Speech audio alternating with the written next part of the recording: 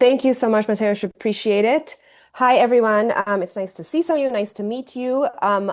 I will just start by saying that I often talk very fast. So if I'm too fast, please put in the chat or please let me know, and I will try to slow down and I will try to think about it.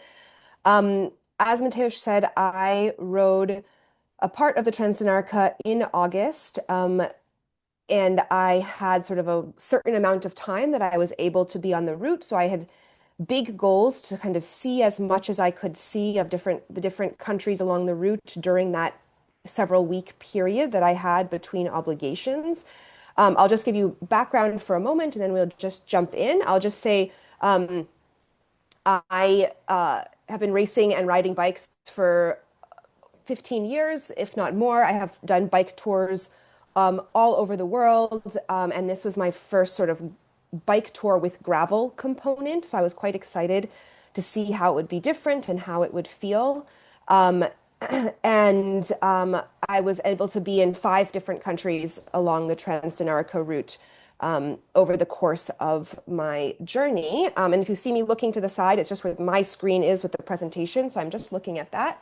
So I prepared a little agenda just to go into. I wanted to focus a bit on some of the logistics and sort of the decisions to be made, things that I think were helpful to think about for planning the route and, what portion you want to do, as well as some other kind of tips and additional advice. I want to talk a little bit about sort of how to adapt as you're going if problems emerge or things happen, touching on a bit the gravel, the conditions, as well as sort of as this was, this chat today was billed as being a woman alone, talking a little bit about how that experience was, and then happy to go through questions and anything. And I haven't gone into so much detail on sort of different stages and all of that, but I'd love to answer questions or happy to chat more later offline about anything if it stays quite general.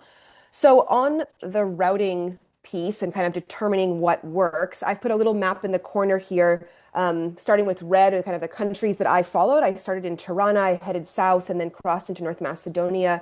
I had initially been intending to go through Kosovo into Serbia. And then I'll talk about this more later, but I ended up getting quite sick along the route. I had come from off of a ultra race, like a 24-hour endurance race right before I started the route. And so I was already kind of in a weak state and ended up getting a very bad infection. So I ended up having a bit of a pause and changed around my route. So I'll talk about that also. The organizers, the good folks at Good Place in Slovenia have done an amazing job creating such a, thoughtful and interesting route, but it also doesn't always make it kind of for the fastest and most direct route necessarily. So I want to talk about how there are a lot of different ways to pivot and change. Also, if you need, if things arise. One thing I wanted to also note on was just sort of having reasonable expectations. So I'm used to racing bikes at a pretty high level here in the US and in Canada. And I, again, have, toured many places around the world. And I had sort of under the assumption that I can do what I've normally done on bike tours, which is to do 100 to 150 kilometers per day, no problem. And I will say that the elevation gain along this route is no joke, as they say. There's quite a lot of climbing, and so that also meant that I had to sort of recalibrate what I was believing I was able to do. And then, especially as Mateusz said, the heat in August is very serious. The photo I put in here of my Garmin screen on the bottom, that was within like the first 15 kilometers starting out from Tirana, Albania. It was my second climb of the day, and it was a 10-kilometer climb with almost 700 meters gain, 2,200 feet. So it just quickly, I realized like this is going to be, an hour, 2 hours of climbing, and this is what it looks like.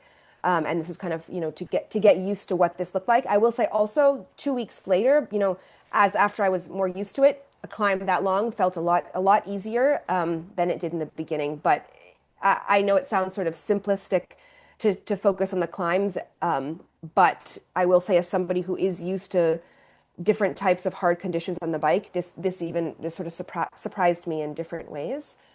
On the logistics side, I wanted to touch in a few areas. Things thinking about bringing sort of extra items that really I thought were very helpful for the Trans Dinarica.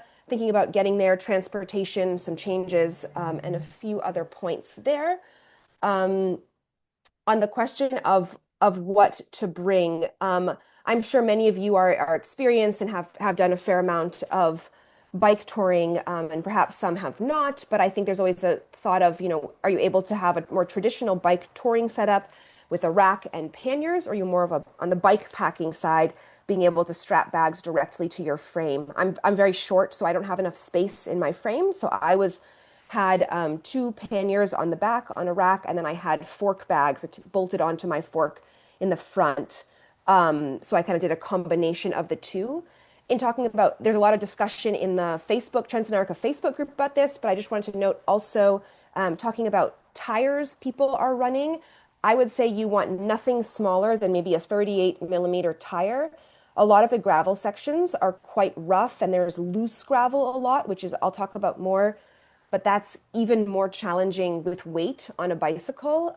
I was on 40 millimeter Panaracer Gravel King tires, so with like small knobs. But I would say to do, if I were to do again, or to do another part of the route, I would ride a larger tire, like 45 or 40, 47, 48 millimeter, just because I think it really helps for a lot of the gravel sections and the rough road. In talking about the climbing and the elevation, I wanted to say whatever gearing you are going to put on your bicycle for climbing up all of these beautiful mountains, go even lower. At the last minute before I left, I put a 42 tooth cassette on my bicycle, and I have a double in the front. I have a 34 48, and even going from 34 to 42, so bigger than a 1 by ratio for gearing. I was very, very, very relieved to have that. Even like on my second day, I was at sustained grades of 13% in hot sun. And truly, I mean, I would have had to walk the bike if I didn't have a 40 or 42 tooth on the back. And again, I've been fine with not as low gears for touring in the past. But I think again, this is sort of the theme, but this is a sort of different experience with the extent of the climbing. In the what to bring, there are some questions I think that are often raised in the Facebook group, which is a really terrific wealth of information. Folks talk about, the additional items like cooking implements. Do you bring a stove and a pot? I don't usually tour with them, especially it being the summer. There were, for the most part, cafes or places where one could get food for a lot along the route, and I also didn't feel a need to kind of have hot food. I also don't drink coffee, so it wasn't a necessity for me in the morning. So I didn't bring a cooking setup, but I did bring a tent and sleeping bag and pad. I know there was kind of hot debate last spring in the Facebook group about bringing tents or not, and I felt a bit conflicted. But ultimately, I think especially sort of being alone and understanding that things happen, I was really glad to have the tent because it meant that I could very easily sort of change around what I was planning for a day. If I was able to go farther, I could either, the idea of wild camping, or else be able to find a place where I could pitch a tent, or there were campgrounds quite frequently dotted along a lot of the route. And so it was a very easy way to just, show up at 6 p.m. and say, can I put my tent here? And it was, for the multiple times that I did it, it was no problem at all. So, but I will say at the same time, there were moments that I was going up these very long climbs thinking like, what can I get rid of on the bike? I should get rid of my tent. But I have a light one-person bike packing tent. And then I had brought kind of a very light sleeping bag. The photo in the middle here is from Baračko Lake in Bosnia. And that was where I ended up meeting up with some other travelers along the Trans Dinarica that day. And we just showed up, and the guy said, no problem, €5, you can put your tent here. So just nice to have that sort of that flexibility. And the last, I ended up bringing a water filter, like you'd use for hiking or backpacking. And I think this was a really, really, I was very glad that I brought this. There are, especially in the heat of the summer, there are a lot of spots where it was hard to get water, or it wasn't necessarily available. But if there were streams, I could stop in a stream. On the picture on the far left here was after coming through this, on my second day, through this very, very, very hot and exposed canyon in Albania. I was going to go up this bridge, and I came down along the rocks to the water, and I was able to, using my water filter, fill up my bottles and have safe water to drink. And then I'll just add to that the kind of little bladder that's comes with the water filter was another great way just to be able to store water if I needed before putting it through the filter on the bicycle. Additionally, in a lot of the Muslim areas in particular, there's in the picture on the right here, you can see there was sort of springs and public taps available a lot of places. This one was just after crossing from Serbia into Bosnia, and this is commemorating members of a family who were killed during the war. But you saw people all over stopping on the side of the road and filling up water. For the most part, I filtered it, but not always, because it felt like everybody was drinking it, and hopefully it'd be fine. I was okay, but the water was great, and but again, that was only in certain areas. So areas where those were less available, it definitely was. I was glad to have the water filter with me. Just wanted to talk about a few things for touring and being outside in really, really hot weather.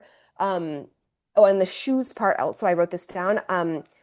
There were a lot of moments when there was quite loose gravel where I ended up getting off my bike and pushing a little bit on some of those really steep gravel sections. So just noting, if you're wearing bike shoes, you want something that does have a bit of traction on the bottom, has some either cleats or else a good sole, or if you're not in bike shoes, making sure that you're not in like very slippy sneakers or something, because there were moments that I was sort of even like trying to push my bike up what felt like a wall.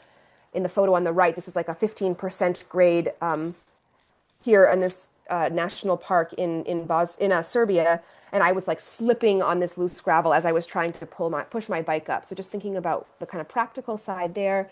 I always wear a very light wool shirt when I tour, especially in the summer, because even if it gets really hot and really sweaty, it doesn't smell the next day. So just I'm putting a plug in for that. And then on the picture in this left, I'm having a grumpy face because it was hot, very, very hot.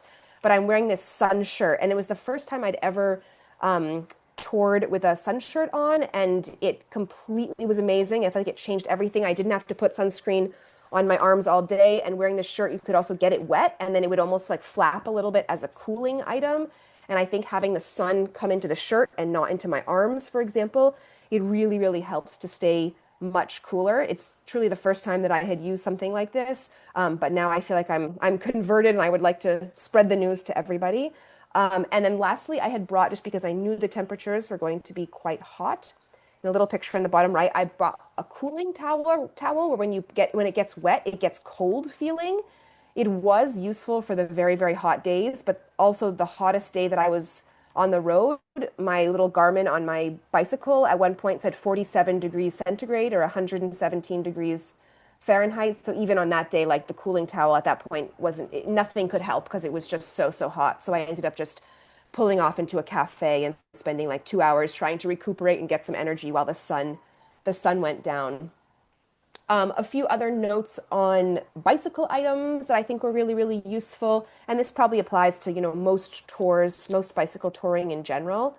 But the gearing we already touched on, so I won't go back there. There are not a lot of bicycle shops along the route, as one might expect. In the cities, yes, and some of the towns, but not a lot of places. And another challenge I found is that some of the bike shops that I stopped into, a lot of them, the mechanics do not work like a full day. Maybe they arrive at 10 o'clock in the morning and they might leave by 3 or 4 o'clock in the afternoon. So there were days that I would arrive into a town hoping to go to the bike shop, and I would arrive at like 5 p.m. from riding the whole day. And the mechanic had already left for the day. And when I was going to leave early the next morning, they weren't going to be there. So just, I carried a spare derailleur hanger with me, as that's specific to your bike, and you really want to make sure you have that. And then sort of some extra cables, a few tools, and zip ties to be able to kind of fix anything that might fall apart. And then people I know have shared this also, but I would just say to bring brake pads, extra brake pads specific to your bicycle that you can use. We know there's so much climbing and so much up, which means there's also a lot of down. And especially having weight on the bicycle, it just wears out the brake pads sooner. So after about the first 2 weeks, you can see the picture on the bottom right, my brake pads were worn almost all the way down. So before I descended down the mountain into Sarajevo, I changed my brake pads in my hotel room just to be safer and be more comfortable and being able to ride. And then lastly, I'll just say, I think an ultralight lock is a really good thing to bring with you as well. I stayed in guest houses, hotels, campsites, a real mix of places. And there were a lot of spots where, especially like hotels, they would say, you can just leave your bicycle behind the hotel overnight. There's no problem. Like, you don't need to worry about it. And of course, I didn't want to say like, this is really, it's very expensive. So I just kind of locked it to itself or locked it to something. It's not a particularly heavy duty lock. I use an auto lock, OTTO, that brand. But it's just for peace of mind, I think it was helpful. And then one thing I'll just add too, I don't know if you can see the picture in the top right, underneath my bottle cage. This is sort of another safety thing. And I'll talk about this a little later, but for the first time ever, I put an air tag attached to the bicycle. So I had GPS tracking on the bike if anything happened. But I'll talk about that also a bit later.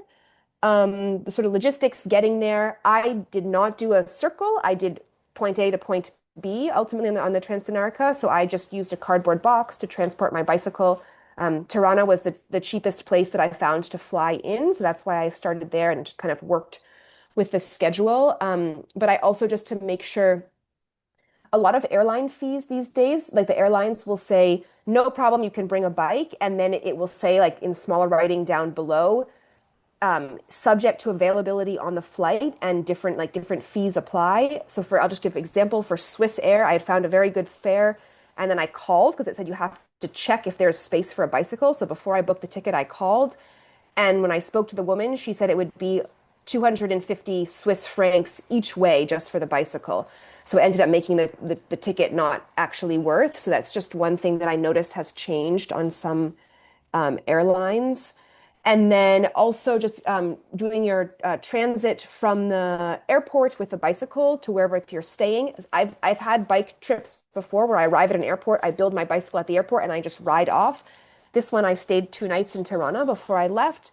And through the Facebook group, the Trans Dinarica Facebook group, was able to find somebody who recommended a taxi service to use in Tirana, just because it's hard to bring the big bike box along with you if you're looking for transportation leaving the airport. So just doing that ahead of time. And then just bike shops leaving at the end of the trip for me was, finding another cardboard box. I ended up being able to look through kind of Instagram accounts of local bike shops as a way that I was able to reach out to them with with places with a language barrier, and we could each translate with social media, and I was able to find a bike box leaving. So that was very helpful. And then let's see here. Lastly, I just wanted to add also on the transportation side. So I mentioned that I had gotten sick. I got a really bad sinus infection. So I spent a few days in Skopje staying with some friends of friends to recuperate. And from there, I needed to kind of rejoin the route where I had meant to be because my time was a bit limited. So this bus company that I put the picture here, Niche Express, is a Serbian bus company, and I couldn't find any information about bringing a bicycle on the internet, but I showed up at the bus station and they let me bring the bike on the bus, no problem, and they were very nice about it. So that was very helpful. And I think also a lot of us who are on the route over the summer, or like over the season last year, we would kind of see who was around us on Facebook and be able to the Facebook group and be able to ask each other questions. And make sure that we were all sort of, if you needed resources, can I go here? Can I go there? Where, what can I use? Where can I bring my bike? So that was very useful. Okay, so on lodging, so I mentioned that I used sort of a variety of different venues to sleep overnight. Normally, when bike touring, I've used Warm Showers, the website where you can find people to host you for free. I've used it all over the world. There are very, very few Warm Showers hosts in the Balkans, so I really only used it for the cities. Otherwise, it wasn't really useful to look because there was nobody available. But I did find that booking.com, which I've never really used, was very almost every different hotel, guest house, everything in hostel in much of the Balkans is on booking.com, and it was a very easy way to find places, even places that would not show up on Google Maps were showing up on booking.com. But one thing to note, it's important also to carry cash with you, because a lot of the places from booking.com, I would make the reservation on my phone and then I would arrive and they would still want me to pay with cash and they wouldn't accept a credit card. So just a note to make sure folks have cash. And I think on some parts of the route in the queue sheets, it will say, there's no ATM available from here to here. So make sure you take out cash. So that was useful, especially as you're switching through a lot of different countries. And And then also just using Google Maps, I was able to find campgrounds, campsites, and some of them would have like no information and maybe just like a WhatsApp number. So, for example, the photos in the middle and on the far left, this camping Jovanovic in Serbia, they just had like somebody's WhatsApp number listed on Google Maps, and it was the couple's daughter. She lives in Finland, but she arranged with me, and I showed up to her parents' house, and it was all very, very easy. But it was just sort of a different way of going about arranging. In the picture on the right here, this is from Macedonia, and now I can't remember the name of the city, but I had stopped for a night at this hotel, which was when I just went in person, ended up being cheaper than I had seen online, and they're very, very nice. But again, I just kind of they were like, oh yeah, the bicycle, just leave it in the parking lot in the back. So it was safe, it was fine, but it was a little bit stressful leaving it there. Last, I'll just add because I ended up getting sick along the route. I had gotten some international travelers insurance, which I've traveled all over the world. I've never done this before, but it was maybe $100 for the month that I was gone, and I was glad that I had it because when I needed to have a prescription, I could just talk to a doctor via the phone, and they sent me a prescription that I could use. I used then in Macedonia. So that was just an easy thing, just to note around the health side of everything, and if there's like a bicycle crash or something happens. And also this photo here is from Tetovo in North Macedonia. I spent a night there trying to recuperate from being sick on this beautiful lake and get to enjoy the sunset. So we talked a bit already about the gravel and the climbing, but just to note also some of the gravel sections, it was loose, as I mentioned. The riding was really wonderful, and it was great to have all of these opportunities to be off of busy roads and to be on these really interesting, creative ways to go through the mountains and small villages. But at the same time, the climbs could be steep, and you can see from my picture of my head unit here, this climb was about 15 kilometers long and 700 feet, which later on that felt not very steep and it felt okay, but that was leaving Sarajevo, heading towards Mostar in Bosnia. So I feel like in general, I just didn't have a lot of moments to be able to sort of enjoy the gravel without sort of breathing heavily going up or squeezing your brakes as you're going down. And that's again where I think maybe having thicker tires could have been helpful to make it a bit more comfortable. Um, so this I wanted to just talk about the Trans Dinarica cue sheets. So the Ride with GPS resource that the Trans Dinarica folks have put together, it's truly incredible. They've done so much research and so much preparation to prepare riders for everything one might encounter. But there is a little bit of reading between the lines that's necessary to be able to kind of understand what you're doing and what you're going to encounter. So I wanted to give you an example. On the far left here, we have the route from Zlatibor to Mitrovac, and you can see the sort of lined section on the elevation profile. That's a gravel section. So the description I think had said like, a relaxing gravel climb, and then that sort of from in between kilometers 10 and 15, that very steep up, you can see on the gravel section, it was like 13 to 14% grade. And the photo in the middle is from me.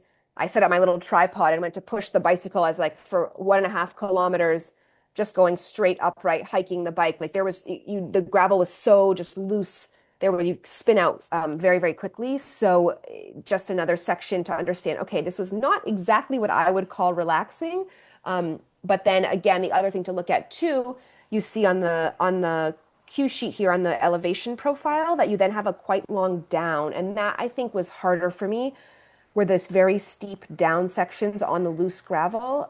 Again, the elevation profile on the right here, which was heading down from the Tara National Park down into Bajina Bašća, and it was a gravel switchbacks, very, very, very steep all the way down, and sort of you need to turn a heavy bicycle in very, very loose gravel. And again, I race gravel. I'm used to riding in sort of hard conditions, but the description, as you could see, it says, it's a fast, short stage and a looping descent, a magnificent looping descent. Like the very end of it, I mean, it was certainly beautiful, but my hands were like completely numb and cramped from gripping my brakes so much, trying to navigate this like very rutted, very, very deep gravel road, slipping down between these two mountains, coming down to the river. So again, just to kind of read between the lines, if it says it's like an adventure, then you know it truly is going to be an adventure and not always necessarily in a only a positive sense. So just making sure you're kind of noting that, the elevation profiles and where the gravel sections fall, that's probably more information, and it will probably take quite a bit longer, maybe even twice the time for that distance as it would on pavement, which isn't always the case on all types of gravel, but for a lot of sections of the Trans Dinarica, that was the case. And you can just see also on these two different screenshots that I put from the elevation profiles, you can see the max grades up and down, 14%, 18.6%. It's very, very, very, very steep. So let's see, I will just add here, on the safety side of things, there are probably many, many more items that one could talk about than I listed here. And I'm sure many of you are experienced and, know what to do and how to make sure that you're staying safe when traveling via bicycle. But a few things I just wanted to say, making sure you have lights with you and, bike lights in case something happens and you need to ride, into the evening or when it gets dark, or if there's a big storm and you want to make sure you're visible through pouring rain. That's one point. The air tag I mentioned, this is the first time I've done this. I have got a little mount that hid underneath my my water bottle cage, and it used proprietary bolts, so you couldn't easily take the bolts out if somebody were to steal it. But again, if the times that I had to, leave the bike, or I went into a restaurant, or I went into a grocery store, or into a hotel, I could just check from my phone to make sure that my bicycle was there. I felt like this is my first time doing that on a tour, so it felt a bit quite modern, but it was just reassuring. On the hydration side, just because, there are sections where it's hard to have water. I talked about bringing a filter, but there are just sort of some scary situations where, for example, this was on my second day on the Trans Dinarica. This was after coming through this canyon in Albania, and the road was beautiful, but it was just sort of nonstop, fully exposed climbing like this, very, very, very hot. So was very glad that I had sort of extra electrolyte tablets that I could add to water to make sure that I was replenishing a lot of what I was sweating out, because it's easy to end up getting dehydrated. And from there, with the sun exposure, you can get, you can go down that rabbit hole of the feelings. Either you get sort of dizzy and can't go, or, fall over, what have you, but just making sure staying safe on that side. And then the last thing I just want to talk about, the dog situation, which I know has been a topic of discussion recently on the Trans Dinarica Facebook group. I'll just tell you, I have a very good friend who's Macedonian, and the only word that I have in Macedonian that I learned from her small daughter was kucha, the word for dog in Macedonian. I think, similar cognate to other languages in the region. And I was very, very glad that I had that one word in Macedonian, because crossing into North Macedonia, like within 5 seconds of crossing the border, I had my first dog chase me and completely go after me. And there was a woman standing there, and she never did anything. She didn't intervene. I was screaming, trying to pedal as fast as I could up a hill. And I had started by going very, very slowly and talking to the dog nicely, and then quickly realized the dog was going to attack sort of no matter what. So I talked with other riders along the route that I met. Some of the suggestions were to carry rocks with you in a front bag that were easily accessible, whether you threw them or not. It was more the kind of motion to mimic throwing a rock, or to threaten, that would help to keep the dogs at bay. And then ultimately, people say, you can use your water bottle and try to spray the dog. But for me, that was hard, especially if you're on a hill or on a really bumpy road and don't feel safe necessarily reaching down to grab the water bottle, or have the ability even to think about that in the moment. So what I started doing when I realized people were not going to intervene to help protect a cyclist, I was usually stop well before I got even to near the dog, when I could see it up ahead, get off my bike, and then walk quite slowly, so I could at least use my bike to block me from the dog. And I could either be nice to it. And I'm a dog owner. I really love dogs, but these dogs were not necessarily interested in being friends. I also started asking people for help, using, again, this one word to describe the dog, and kind of, mimicking the dog, miming the dog going after me. And I had a bunch of really lovely old men who would help in a few areas. So this picture on the left, this was a man that I ran into after this lovely wooded section through the forest, 10 kilometers through a forest in Bosnia. And I got out, and I saw the very first person I saw after an hour riding through the forest were two men trimming a tree. And I went around, I waved and I said hello. And then I went around the corner, and there were two dogs just kind of came at me. So I quickly got off my bicycle and backed up slowly. They left me alone. I went back to these men, and in, some words, but really miming, tried to ask for help. And finally, one of them said, okay, I'll come with you. And this guy was so lovely. He walked with me with this big stick, and we came upon the dogs, and he screamed at them and held the stick and threatened to go after them. And I was able to kind of ride past. But it is worth, just making sure you're being aware of your surroundings, watching out. Are you hearing dogs bark? Are you seeing them run from the side? A lot of dogs were fine, but there were, many dogs that that did come up and chased me, and it kind of made for a little bit of a higher adrenaline situation. I'll just say, as a vegetarian, I just wanted to note this. I just stuck this in. For me, it was very easy finding food, especially being there in the summer. The fruits and vegetables were just incredible. The local cheeses were really great. I think probably vegans would have a harder time just because there is a lot of dairy, and that was something that I relied on a lot. But in any of the like even slightly bigger towns that have like a chain grocery store, they had tofu, they had hummus, they had a lot of vegetarian friendly options. So I was very impressed with what was available. And it was very, very easy to find food. These are just some photos of the produce. It was absolutely incredible, and the tomatoes were just amazing. Being out on the Trans Dinarica solo, especially solo as a woman, I'll just say I felt very comfortable the entire time. Okay, I see this question about drivers, and I'll talk about that in just a minute. It's a good question. I think it was, interesting. It was the first time that I had gone on a bicycle tour through predominantly Muslim communities, and I wasn't sure if there would be any reproach or people, disapproving of my riding through wearing, my knees showing and wearing tight shorts. And everybody was very welcoming and very kind. And, you could see in some of the more conservative Muslim areas, there were no women out and about. It was only men you could see out of the home.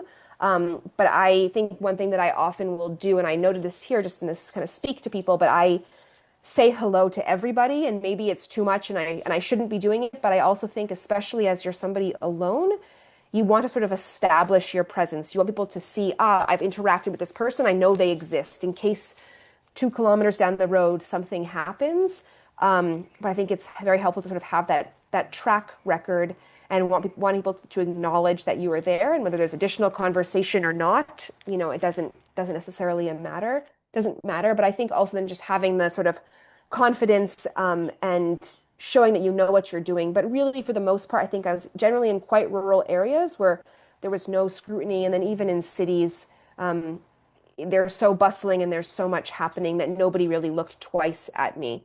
I just added it sort of as a solo traveler. I brought for the first time a little mini tripod with me, very, very light. And it was fun to have that so I could have some pictures of myself with the scenery behind me, rather than, waiting in a very rural area for one person to come along to ask them to take the photo, or trying to prop up my phone on a rock or something. So a little very light tripod was a fun thing to take. Also, just seeing the photo on the bottom left on your screen, this was just at a campground in Albania, to the point of talking to everybody. This was a German couple was at this spot camping in their camper van, and I ended up setting up next to them. The campsite was quite empty, but I figured I'd rather be nearer to people to kind of, again, create that connection. And we ended up having a wonderful conversation. They invited me to join them for dinner and drinks. And it's just, I think, especially being alone, sometimes it's easy to sort of retreat into your bubble. But I think pushing yourself to interact with other folks and to create, again, those connections, it's very, very rewarding. To the question in the chat about the drivers, I wouldn't say that drivers were great in terms of leaving space for people, especially there were a lot of areas where there were very, very big trucks making, long multi-country voyages. And because I had to catch up a little bit on the route or where I had planned to be, there were some days that I ended up deviating from the Trans Dinarica route, and I went on the main roads a bit more just because I didn't have the time to do the gravel sections necessarily. And so on those areas, yes, some of the drivers were maybe passing me a bit close, but I would say it never felt like anybody, well, maybe one or two drivers in Western, like in the Herzegovina area of Bosnia and Herzegovina. That was maybe the worst part with the trucks, but otherwise people were quite respectful and they would either, overtake maybe, but it was more that they were overtaking in a wide way where they were risking hitting the other traffic coming, but they weren't risking hitting me. And there were some areas, I was going very, very slowly up a busy road, and all of the drivers would wait, pause, and come around. So I was actually pretty impressed. I wouldn't say everybody follows all of the rules of the road, but being sort of careful and aware. And then I mentioned having lights with you when there were sections where I was like coming up a winding road where cars could come around a corner quickly behind me, like a curve. I was careful for those points to put on my rear flashing light just so it would help if somebody's looking at their phone. I think the same thing you'd probably do at home if you're riding. It just helps people to hopefully attract their attention before they would maybe hit you or have some other potential threat that could happen. This, I think, that was my last slide on that, sort of practical, different types of information that you want to think of before a big trip like this and getting to explore a really beautiful part of the world. I've put here also on the slide my Instagram and email, and definitely invite anybody to reach out if you'd like to. But I also love to take questions if anybody has questions, and I'm happy to speak about anything or to focus, if helpful, more on any specific parts or experiences or areas. I want to give sort of a general practical overview. But thank you all so much. Thank you, Sasha. It's hvala in our language. Every time is completely different, and every time we hear something new, something we didn't think of before. And maybe I can, one is waiting, sorry. Maybe this is one really good thing that we do, that we publish stories from cyclists, because we cannot put all the information, not because we don't want, but maybe because they're not there. Like she mentioned, she couldn't find transportation with a bus for bicycle. You cannot accept that you will find this information online somewhere in Macedonia or in Bosnia or somewhere. But most of the time it's possible to arrange on spot. And I think if you hear this from people, you will maybe, be ready more for what's coming. I would also comment the descriptions. It's something that we know because we got a couple of comments on the descriptions of stages that are a bit too much on positive side. Because we just, you think of how you want to attract people coming, but it's also fair to tell what's really coming. So last autumn, in end of the season, in November, when we did the new navigation pack, we already fixed most of those sunny descriptions. But still, if it's written that harder section is coming, it's not going to be easy. It's really hard. And if you say this is one of the hardest stages of Trans Dinarica, you will probably push the bike for a while. On the other hand, on one section from Tomislavgrad to Mostar in Bosnia and Herzegovina, there's one of those sections that's really hard. But one girl texted that this was her favorite day of her whole trip. So we're different. Some like it, a bit rougher, some not. Mateusz, can I just say it's funny you say that because I went from Mostar to Tomislavgrad and I was going the opposite direction, and I saw that it said it was even harder to go that opposite direction, and I had to be in Croatia to the coast by a certain day because I was taking a boat to Italy, so I didn't have any extra time. And so that was a day that I ultimately decided, after talking with some other folks, to go on the main road because I was just too worried that I was going to be pushing my bicycle for so many hours up, 1,000 meters. And so I ended up that day I went off of the route. So you skip that. So you have to come back. I do. I will come back when I have less of a time pressure at the end. Helena is asking about wild camping. From what I know, I think officially legal is only in Albania, while Bosnia and Herzegovina, Serbia, North Macedonia is kind of accepted.